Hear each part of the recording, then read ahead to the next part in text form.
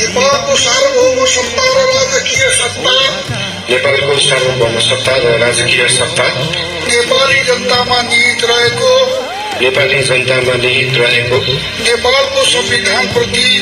नेपालको संविधानप्रति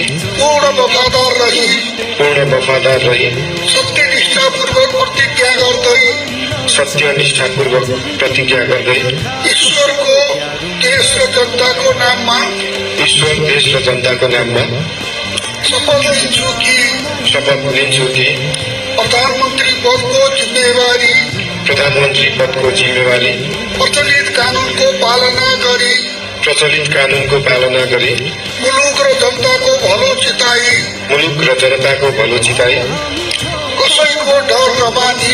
कसैको डर नमानी पक्षपात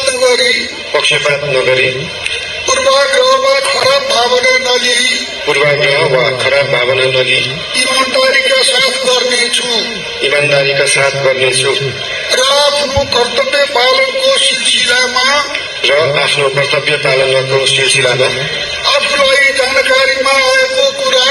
आफूलाई जानकारीमा आएको कुरा